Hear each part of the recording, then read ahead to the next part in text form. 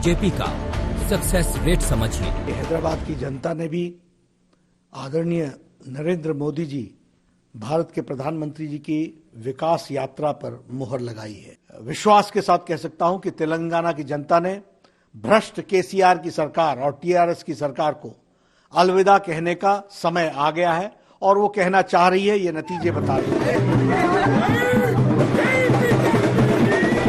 BJP का भाग्य जगाने वाले प्रयोग का रिपोर्ट कार्ड। तेलंगाना में जब असेंबली के इंतखाबात होंगे आप देखेंगे कि इंशाअल्लाह ताला ये बीजेपी की जो कामयाबी है वक्तिया कामयाबी है। हैदराबाद के छोटे इलेक्शन में बड़ा धमाका क्या है?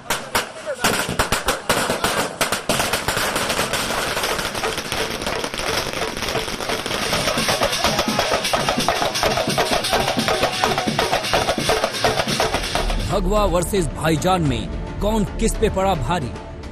आंधी आंधी कहाँ आंधी है भाई?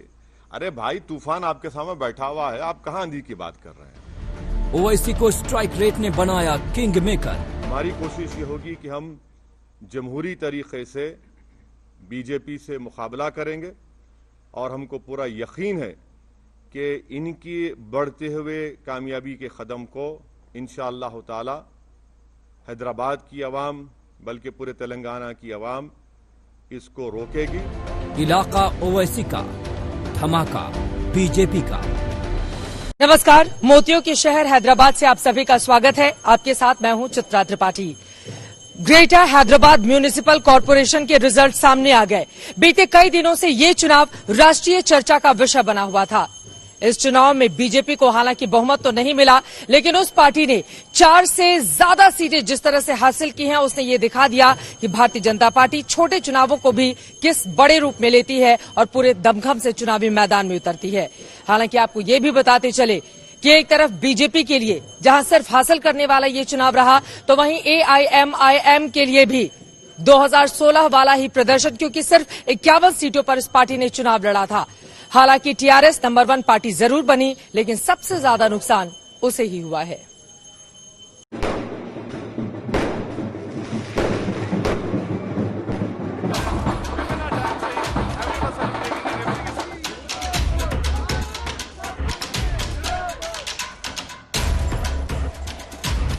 इलाका टीआरएस का, किला ओवैसी का, लेकिन चुनावी रिजल्ट के परिणामों ने हैदराबाद में बीजेपी की दमदार एंट्री का अध्याय लिख दिया।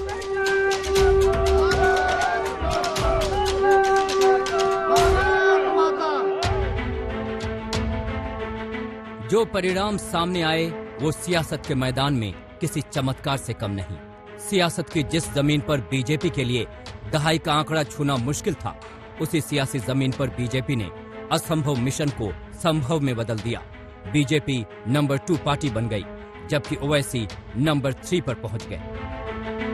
टीआरएस को 55 सीटें मिली, बीजेपी को 48, एआईएमआईएम को 44 और कांग्रेस को 2 सीटें। बीजेपी नंबर 2 पार्टी बन गई। टीआरएस को 99 से 55 सीटों पर सिमटा दिया। हैदराबाद के छोटे इलेक्शन में बीजेपी की ये बहुत बड़ी जीत है। ये गली का चुनाव है, मैं इसे अपने दिल का चुनाव समझता हूं और मैंने कहा था कि हैदराबाद में भ्रष्टाचार को नस्तो नाबूद करने के लिए मैं हर जगह जाऊंगा और आज हैदराबाद की जनता ने मोदी जी के कहे हुए विकासवाद पर मुहर लगाई। उनका पुनः बहुत बहुत धन्यवाद। मैं इसके साथ साथ यह भी कहना चाहूंगा कि हैदराबाद में सारे तेलंगाना के लोग रहते हैं और इसलिए सारे तेलंगाना के लोगों ने ही इस चुनाव के माध्यम से आने वाले तेलंगाना चुनाव के नतीजों के बारे में स्पष्ट किया है। इस चुनाव में हमने स्पष्ट रूप से कहा था कि हैदराबाद में अनफॉर्चुनेटली टीआरएस और एमआईएम का गठजोड़ काम कर रहा था। दोनों ने बहुत टेक्टिकल अंडरस्टैंडिंग के साथ चुनाव लड़ा। जनता ने दोनों को ही कम करने का काम किया है। हैदराबाद के लोकल इलेक्शन को समझने के लिए आपको 2016 और 2020 के रिजल्ट के अंतर को समझना होगा। 2016 में बीजेपी ने 4 सीटें जीती, 2020 में 48 सीटें जीती। बीजेपी 4 से 48 सीट तक पहुंची, 12 गुना ज्यादा सीटें जीती। बीजेपी मैजिक फिगर तक नहीं पहुंच सकी, लेकिन टीआरएस और ओवैसी का सपना तोड़ दिया, क्योंकि क्षेत्रीय क्षत्रपों को उनके गढ़ में घुसकर सीधी बीजेपी ने चुनौती दी और अपने विस्तार से विरोधियों को बेचैन कर दिया। बेचैनी की वजह योगी का ट्वीट।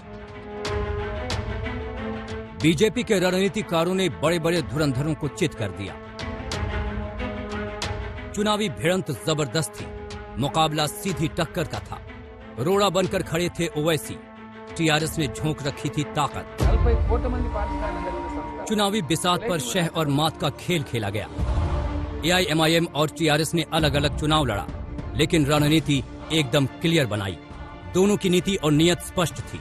ओवैसी को बीजेपी के हमले से अपने गढ़ को महफूज रखना था, तो टीआरएस को अपनी परफॉर्मेंस को दोहराकर सीटों को बीजेपी की झोली में जाने से रोकना था। 150 सीटों पर टीआरएस ने चुनाव लड़ा। महज 51 सीटों पर एआईएमआईएम ने चुनाव लड़ा। एआईएमआईएम ने मुस्लिम वोटों को टारगेट किया। 99 सीटों पर बीजेपी वर्सेस टीआरएस की लड़ाई।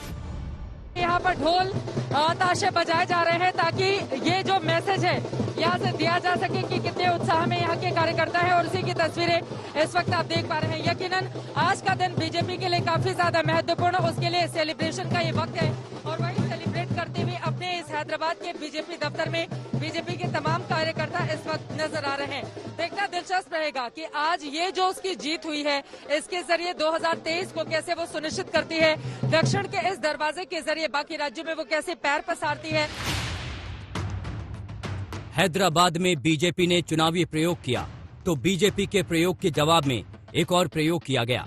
एआईएमआईएम ने सिर्फ 51 सीटों पर चुनाव लड़ा, जो मुस्लिम बाहुल्य क्षेत्र थे, जबकि 99 सीटों पर वोटों का बंटवारा रोकने के लिए चुनाव नहीं लड़ा। मकसद था टीआरएस और बीजेपी में 1 to 1 लड़ाई हो। हुआ भी यही, लेकिन बीजेपी का प्रयोग विपक्ष के काउंटर प्रयोग पर भारी पड़ा। 51 सीटों पर भगवा बनाम भाईजान की सीधी टक्कर हुई। वहीं 99 सीटों पर टीआरएस बनाम बीजेपी। 2016 में हुए चुनाव में 2 बड़े प्लेयर ही थे, एक चंद्रशेखर राव और दूसरे ओवैसी। लेकिन 4 साल बाद हैदराबाद को भाग्यनगर बनाने निकली बीजेपी का भाग्य जाग उठा। लोकल चुनाव में बीजेपी का अच्छा प्रदर्शन। विकल्प के तौर पर हैदराबाद में उभरी बीजेपी। दक्षिण भारत में बीजेपी का गृह प्रवेश हो गया। 2023 का ट्रेलर बीजेपी ने रिलीज कर दिया। हैदराबाद के चुनावी परिणाम का मतलब बीजेपी के लिए क्या है, इसे समझने के लिए आपको कुछ सियासी भविष्यवाणी सुनानी होगी, जो परिणाम से पहले बीजेपी को लेकर की गई थी। ओवैसी ने अपनी सियासी जमीन बचाई, वोटरों पर मजबूत पकड़ कायम रखी, लेकिन बीजेपी से लड़ाई में टीआरएस लड़खड़ा गई। अमित शाह ने भाग्य लक्ष्मी माता से आशीर्वाद लिया था, तो फायर ब्रांड मुख्यमंत्री योगी ने भाग्यनगर का वादा किया था। यहाँ पर एक परिवार और उनकी मित्र मंडली को लूट खसोट की आप छूट देने के लिए यहाँ पर एक फिर से उन्हें फ्रीडम देना चाहते हैं, या फिर मित्रों हम सबको तय करना होगा कि हैदराबाद को भाग्यनगर बना करके फिर से विकास की नई बुलंदियों तक पहुंचाना है, तो हम सबको तय करना है। उत्तर प्रदेश में भारतीय जनता पार्टी की सरकार आई, हमने फैजाबाद को अयोध्या कर दिया, तो फिर इसका वास्तविक नाम भाग्यनगर क्यों नहीं हो सकता? अगर यहाँ पर यहाँ की जनता भाग्यनगर। तो क्या हैदराबाद में जिस भाग्य के भरोसे बीजेपी ने सियासी जंग लड़ी, उसी रणनीति से बीजेपी का भाग्य जाग उठा? आज तक जिस सियासी मैदान में टीआरएस और ओवैसी दशकों से प्रैक्टिस कर रहे हैं, उसी पिच पर आकर बीजेपी ने पूरी बाजी पलट कर रख दी। इस चुनावी नतीजों के मतलब और मायने क्या है, इस पर चर्चा तो शुरू हो गई है, लेकिन यकीनन भारतीय जनता पार्टी के लिए ये चुनाव काफी ज्यादा अहमियत वाला रहा।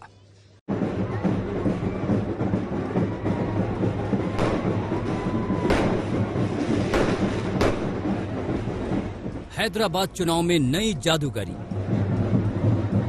लोकल चुनाव में वोकल फॉर्मूला। हमने फैजाबाद को अयोध्या कर दिया।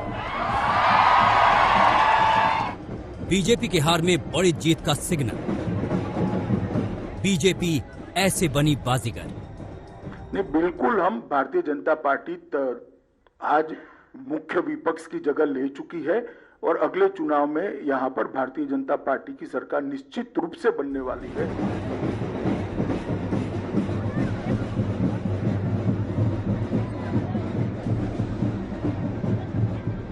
देश में पहली बार किसी निकाय चुनाव में ऐसा शक्ति प्रदर्शन देखा गया। हैदराबाद के लोकल चुनाव में बीजेपी के वोकल रणनीति ने सियासत के मजे हुए खिलाड़ियों को मात दे दी, वो भी विरोधियों के मजबूत किले में घुसकर। तेलंगाना में हुए लोकल चुनाव में बीजेपी के लिए मायने बहुत बड़े हैं, इसे यूं समझिए। लोकल चुनाव में राष्ट्रीय लेवल का प्रचार, रणनीतिकार भूपेंद्र यादव को सौंपा जिम्मा। राष्ट्रीय लीडरशिप ने चुनावी प्रचार किया। बड़े नेता प्रतिष्ठा दांव लगाने से पीछे नहीं हटे। राष्ट्रीय पार्टी होते हुए सब कुछ दांव पर लगाया।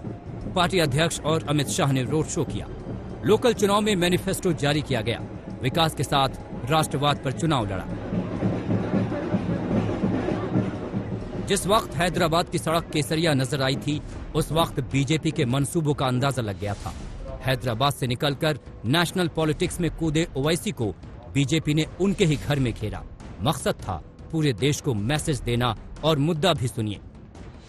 मैं आपको हैदराबाद की जनता को भरोसा दिलाना चाहता हूं कि हम हैदराबाद को नवाब निजाम कल्चर से मुक्त होकर एक मिनी इंडिया बने ऐसा शहर बनाने की दिशा में आगे बढ़ेंगे। निजाम कल्चर को त्याग कर एक आधुनिक शहर बने, इस प्रकार का हम हैदराबाद को बनाएंगे। बीजेपी ने ओवैसी स्टाइल सियासत से निपटने के लिए स्ट्राइक का प्लान बनाया। छोटे से बड़े नेताओं ने फ्रंट फुट पर एक बैटिंग की। Friends, please think about this. Why this municipal elections is of national importance. If you won't for Owaisi here, Owaisi becomes strong in Maharashtra. If you vote for Owaisi here, Owaisi becomes strong in Bihar. If you vote for Owaisi here, Owaisi becomes strong in a Muslim locality in Karnataka. If you support Owaisi here, Owaisi will become strong in Uttar Pradesh. And what does Owaisi mean? Who is Owaisi?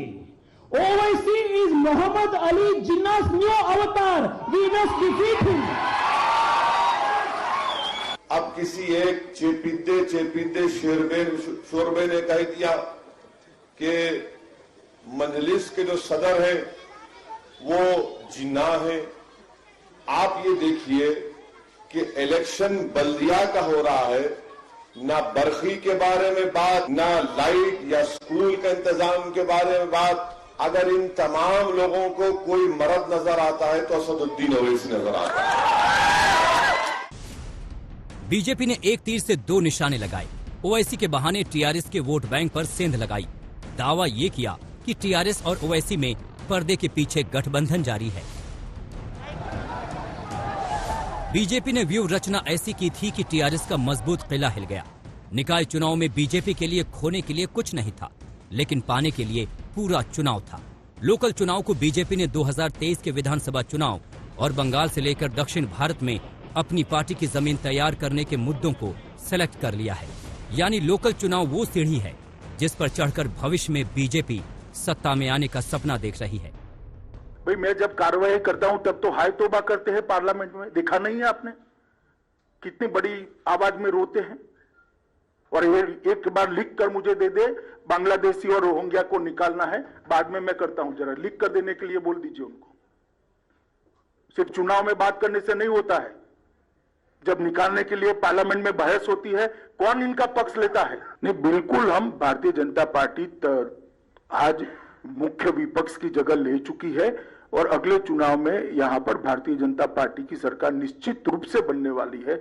और इसके लिए हमारा तो कार्यकर्ताओं का योगदान है, जनता का सपोर्ट है, मगर केसीआर का भी बहुत सपोर्ट है। जिस प्रकार से वो सरकार चला रहे हैं तो वो यहाँ की जनता भारतीय जनता पार्टी की ओर तेजी से बढ़े। एक सवाल फिर से श्रीमान चंद्रशेखर राव जी से पूछना चाहता हूं, ये मजलिस के साथ आप जो समझौता करते हो, इसमें हमें कोई आपत्ति नहीं है। कोई आपत्ति नहीं, कर सकता है लोकतंत्र में कोई भी व्यक्ति किसी के साथ भी जाता है, मगर गुप्त समझौता क्यों करते हो? इतनी हिम्मत क्यों नहीं है कि मजलिस के साथ खुलेआम सीट शेयरिंग कर लड़े? एक कमरे के अंदर इलू इलू कर आप सीटें बांटते हो। हैदराबाद के लोकल चुनाव में बीजेपी के परफॉर्मेंस के पीछे की बड़ी बातें समझिए। बड़ी बात नंबर 1, तेलंगाना में बीजेपी का मजबूत जनाधार। बड़ी बात नंबर 2, ओवैसी की पार्टी को घेरने में कामयाब। बड़ी बात नंबर 3, 2023 विधानसभा चुनाव में फायदा होगा। बड़ी बात नंबर 4, बंगाल इलेक्शन का चुनावी एजेंडा तय है। बड़ी बात नंबर 5, दक्षिण भारत में बीजेपी की एंट्री हो गई। बीजेपी ने प्रतिष्ठा दांव पर लगाई और उसी दांव का नतीजा है कि आज चुनावी दंगल में बीजेपी ने दक्षिण भारत में सियासत का सूखा खत्म किया। आज की तस्वीर अब तेलंगाना में भविष्य की उस तस्वीर को दिखा रही है जिसमें बीजेपी सबसे ज्यादा फायदे में है। हैदराबाद निगम चुनाव में बीजेपी ने अपनी प्रतिष्ठा दांव पे लगाई, बड़े बड़े नेताओं को मैदान में उतारा, प्रचार के लिए विकास के मॉडल के साथ साथ सांप्रदायिक ध्रुवीकरण का फॉर्मूला भी अपनाया और बीजेपी के इस दांव से हैदराबाद के दिग्गज धराशायी हो गए।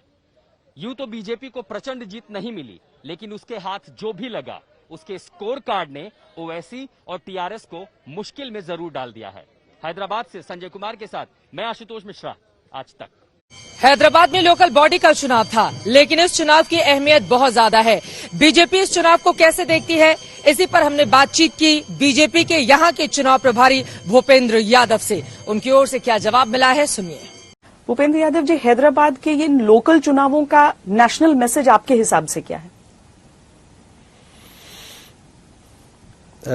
मेरे हिसाब से एक तो लोगों ने टीआरएस और एमआईएम को हराने के लिए वोट दिया है, क्योंकि दोनों दलों का गठजोड़ होने के बावजूद भी उनको अपना अपना स्पष्ट बहुमत नहीं मिला है।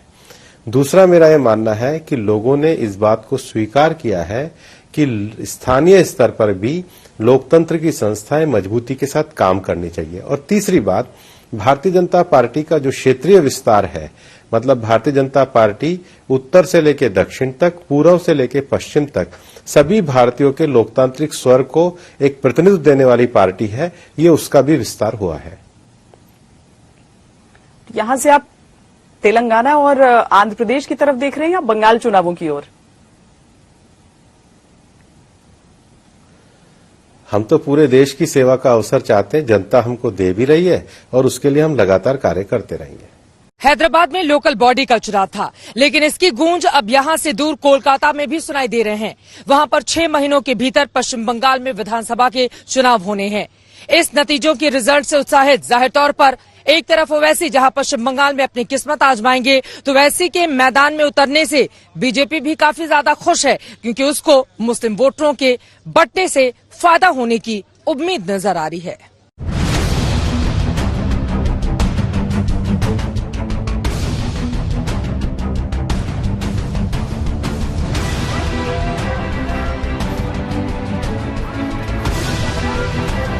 दो तिहाई बहुमत के साथ भारतीय जनता पार्टी यहाँ सरकार बनाने जा रही है। ममता दीदी उसको बीजेपी के मिशन बंगाल के लिए एक उछाल मिल सकती है ग्रेटर हैदराबाद के नगर निगम चुनाव से।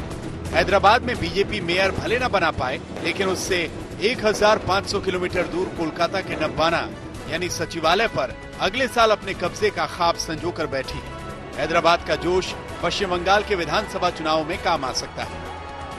2019 में बंगाल में 18 सीट हासिल करने के बाद बीजेपी बार बार बंगाल में 2021 के चुनाव पर नजर बनाए हुए थी, लेकिन अब इन नतीजों के साथ मानिए हौसला कई गुना ज्यादा बढ़ गया है और दल बल के साथ चुनाव में उतरने की तैयारी भी लगभग पूरी है। लिहाजा 2021 के बंगाल के चुनाव पर न सिर्फ नजर होगी, बल्कि अपने नजरिए के साथ जीत हासिल करने का प्रयास भी। दिल्ली से लेकर कोलकाता तक बीजेपी के सभी नेता एक सुर में यही कह रहे हैं कि अब की बार बंगाल में उनकी सीटों का आंकड़ा जाएगा 200 के पार। 200 यानी 2 तिहाई से ज्यादा सीटें, यानी ममता बनर्जी का लोकतांत्रिक तरीके से तख्ता पलट। तो सवाल है कि क्या ममता का काम ओवैसी बिगाड़ेंगे या बीजेपी अकेले? ग्रेटर हैदराबाद के नगर निकाय चुनाव में 50 सीटें मुस्लिम बहुल हैं और ओवैसी की पार्टी 51 सीटों पर ही चुनाव लड़ी, जिसमें उसका प्रदर्शन सबसे शानदार है। अगर बंगाल में देखें तो 294 सीटों में से 125 सीटों पर मुसलमानों के निर्णायक वोट हैं। पिछले 2 विधानसभा चुनाव में तो वोट ममता को ही मिल रहे थे। लेकिन इस बार ओवैसी के लड़ने से ममता का वोट बढ़ सकता है। ऐसे में बिहार में महागठबंधन की तरह बंगाल में ममता का बंटाधार हो सकता है। और ओवैसी पहले ही कह चुके हैं कि वो पश्चिम बंगाल में भी चुनाव लड़ेंगे। मैं बंगाल का इलेक्शन लड़ूंगा, क्या करेंगे आप? मैं लड़ूंगा, यूपी का भी लड़ूंगा 2022 में, हर जगह लड़ूंगा मैं। जीत हार तो जनता तय करेगी, मेरे मुकद्दर में तो होगा। मगर ये जो इनका अहंकार है ना कि आप क्यों लड़ते हैं, हमको नुकसान होता है। ओवैसी के बंगाल अभियान से मुस्लिम वोट बटे तो बीजेपी का अपना राष्ट्रवाद काम कर सकता है। जैसा कि बिहार में हुआ, यहाँ बीजेपी एनडीए में नंबर 1 हो गई और उससे उत्साहित प्रधानमंत्री मोदी ने कार्यकर्ताओं को कोलकाता का रास्ता दिखा दिया। जो लोग लोकतांत्रिक तरीके से हमारा मुकाबला नहीं कर पा रहे हैं, देश के कुछ हिस्सों में उनको लगता है कि भारतीय जनता पार्टी के कार्यकर्ताओं को मौत के घाट उतार करके वे अपने मंसूबे पूरे कर लेंगे। मैं उन सब से आग्रहपूर्वक समझाने का प्रयास भी करता हूं।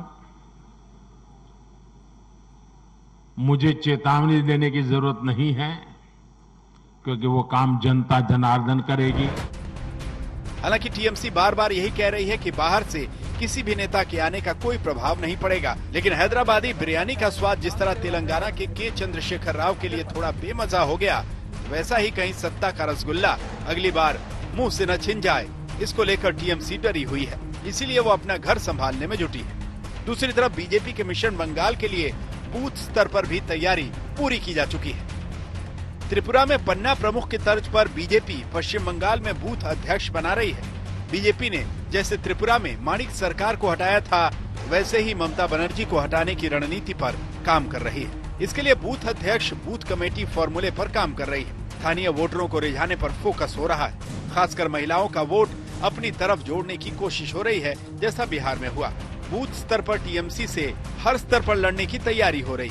पश्चिम बंगाल में 78,000 पोलिंग बूथ हैं। इनमें से 80% बूथ पर बीजेपी अपना अध्यक्ष बना चुकी है, लेकिन मुर्शिदाबाद और मालदा जैसे इलाके में बीजेपी को बूथ प्रतिनिधि नहीं मिल पाए हैं। लेकिन पिछली जीत और जमीन पर कार्यकर्ताओं के बढ़ते उत्साह से बीजेपी 2021 के नतीजे को बदलने का दम दिखा रही है। इसीलिए बीजेपी ने तय किया है कि उसके बड़े नेता हर महीने राज्य में दस्तक देंगे।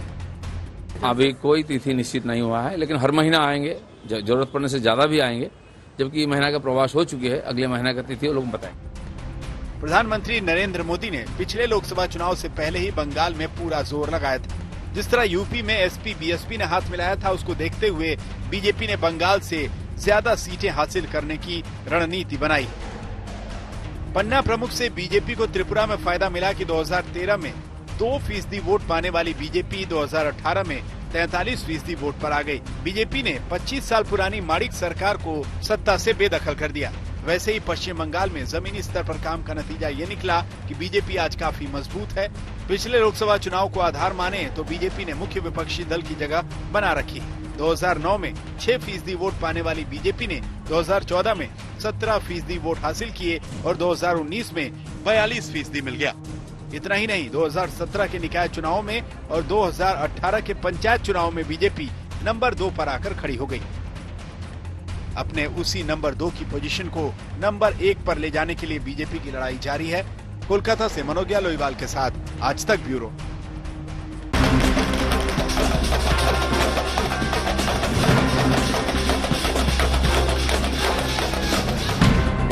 ओवैसी का स्ट्राइक रेट जबरदस्त है।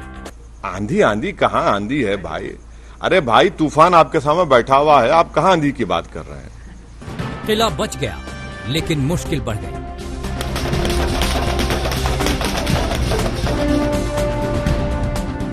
समझो इशारा, भाईजान है किंग मेकर।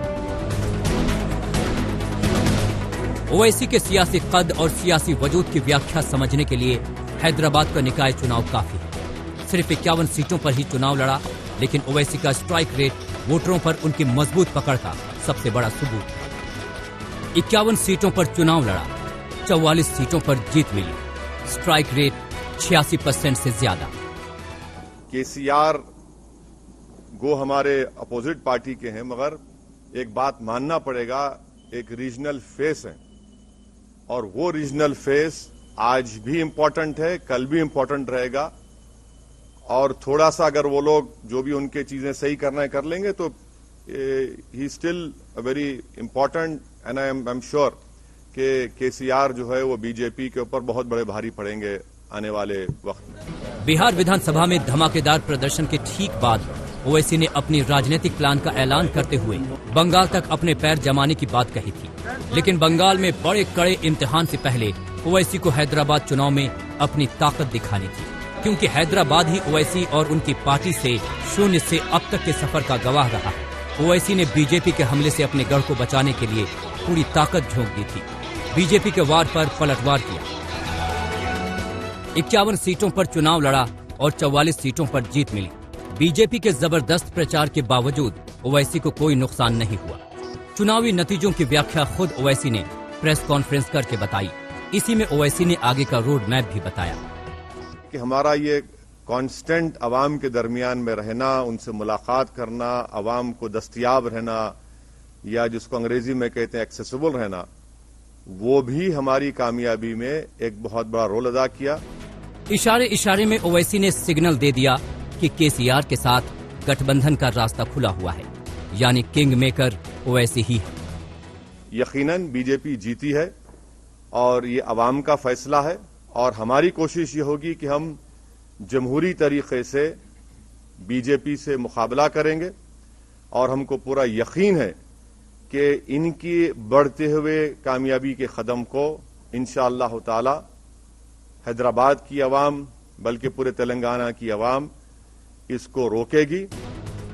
हैदराबाद चुनाव के परिणाम के बाद ओवैसी ने आगे की पूरी रणनीति समझाई।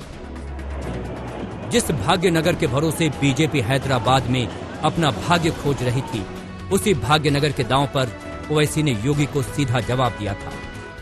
टीआरएस अभी भी तेलंगाना में रूलिंग पार्टी के साथ साथ एक फॉर्मिडेबल पॉलिटिकल पार्टी है और एक तेलंगाना की जो रीजनल सेंटिमेंट है वो उसको रिप्रेजेंट करती है।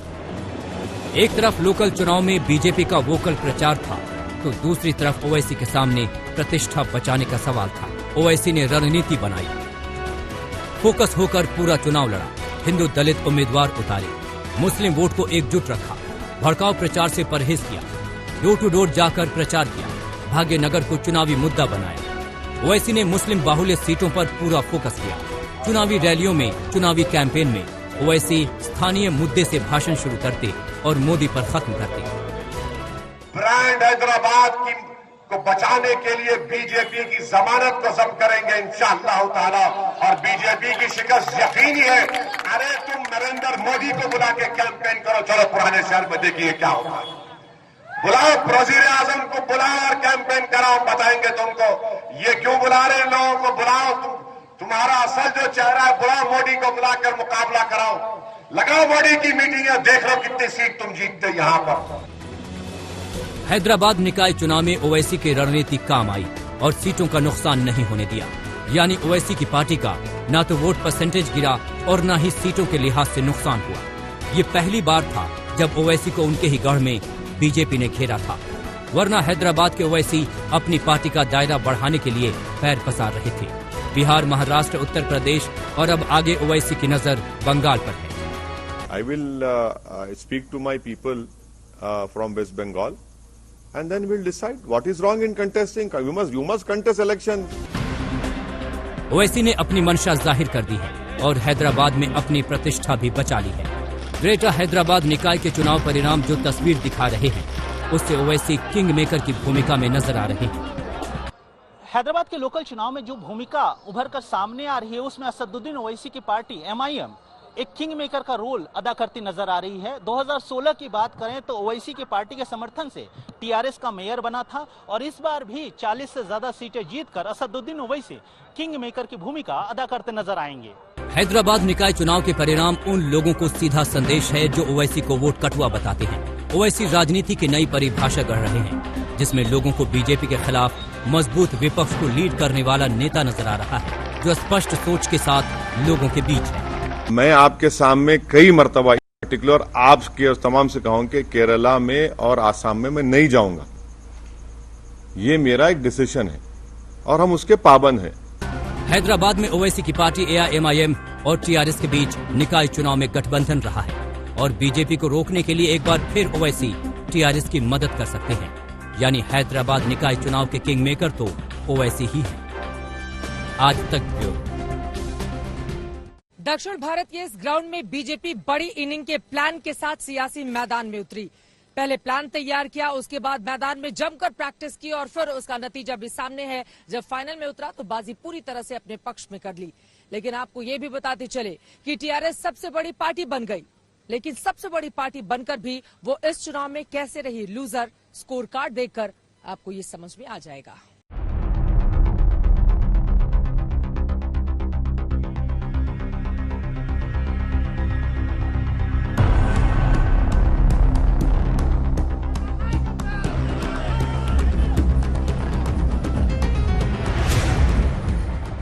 रिजल्ट डे पर झूमते और नाचते TRS समर्थकों की ये तस्वीरें जीत पर जश्न की है।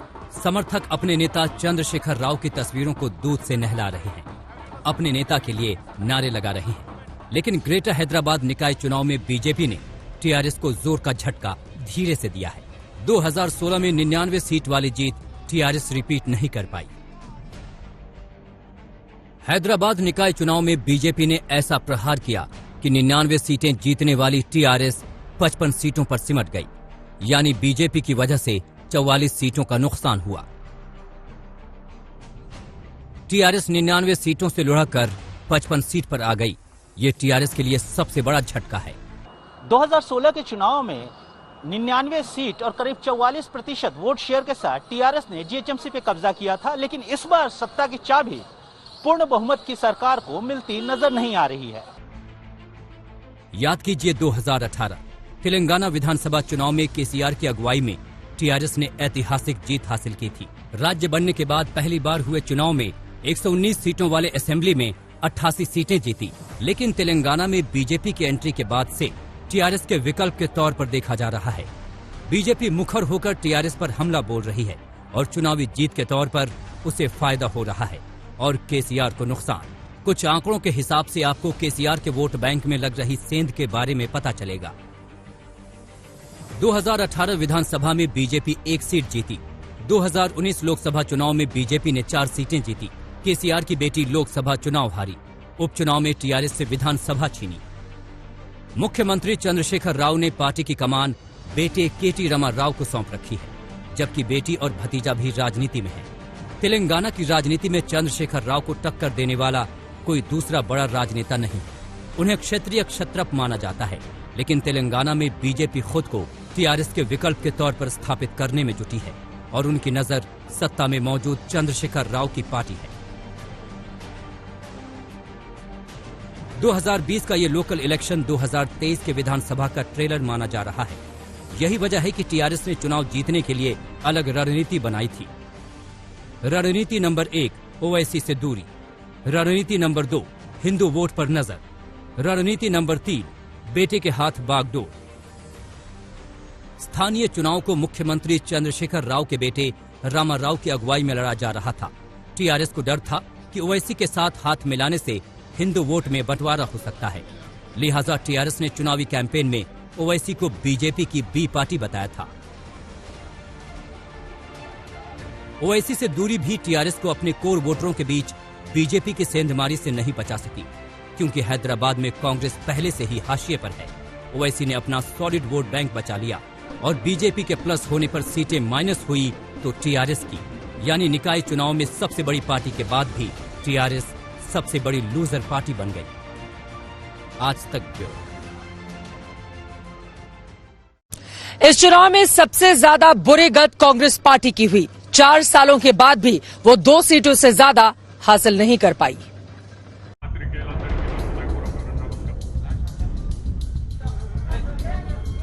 कांग्रेस का बिहार असेंबली इलेक्शन जैसा परफॉर्मेंस हैदराबाद के लोकल इलेक्शन में भी जारी है। स्कोर कार्ड पर नजर डालें तो समझ में आएगा कि कांग्रेस के हाथ खाली हैं। सबसे पहले आप हैदराबाद में कांग्रेस के चुनावी परफॉर्मेंस का रिपोर्ट कार्ड देखिए। 2016 में कांग्रेस ने 2 सीटें जीती, 2020 में कांग्रेस ने 2 सीटें जीती। 150 सीटों पर कांग्रेस ने चुनाव लड़ा, लेकिन परिणाम ये कि कांग्रेस न तो अपना सीट बढ़ा सकी और न ही जनाधार।